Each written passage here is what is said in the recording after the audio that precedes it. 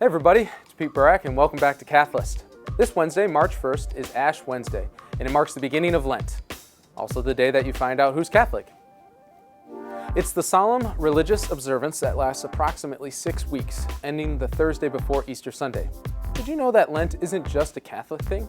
It's also observed in the Anglican, Eastern Orthodox, Lutheran, Methodist, and some evangelical churches. This is the first of 6 facts about Lent we're sharing with you today, so pull out your purple, give up a few minutes of your time, and enjoy the rest of the video. Don't make me ash you twice. All right, if enough people ask me in the comments below, I will give up puns for Lent. Just Lent me know. Hashtag sorry, not sorry. Lent comes from the Old English word lekten, which means springtime. Lekten is also related to the German and Dutch words meaning long, referring to the lengthening of days of sunlight as Easter approaches and how long it takes until we can have chocolate again. The Catholic Church historically refrains from eating meat on Ash Wednesday and Lenten Fridays. Meat is associated with luxury, of course before McDonald's came along, also associated with celebrations and feasts. And since Lent is devoted to remembering Christ's passion and death, well, it's just not really a time for feasting.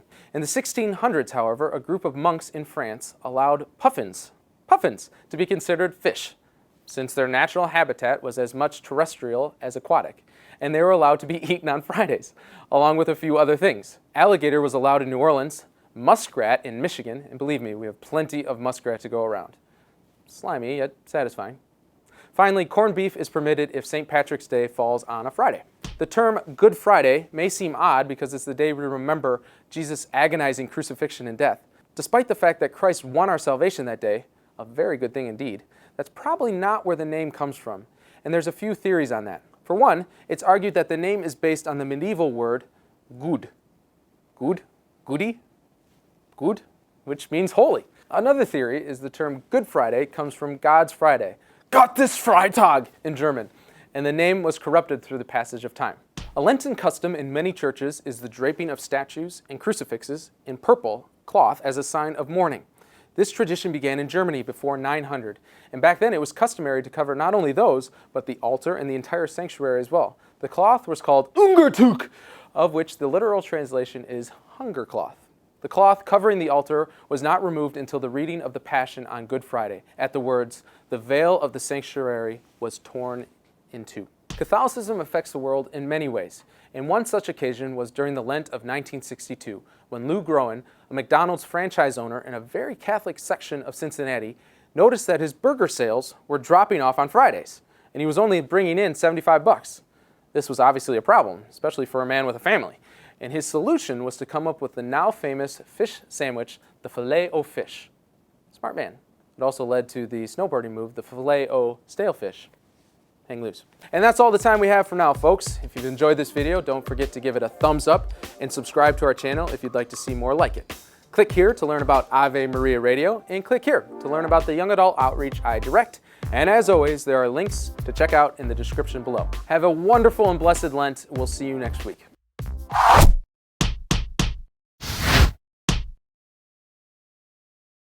Also related to the German and Dutch words meaning long, referring to the lengthening of days of sunlight as Easter approaches.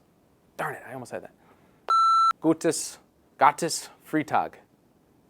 Am I way off on that? Freitag? Gott Freitag. Gott Freitag. Where's the papers? Another theory is the term Good Friday comes from God's Friday. The cloth was called Hutentug. I don't know. Hungertuch. Cheryl? Have a wonderful and blessed Advent, and we'll see you next week. It says Advent. In 6 months. Have a wonderful and blessed Lent, and we'll see you next week.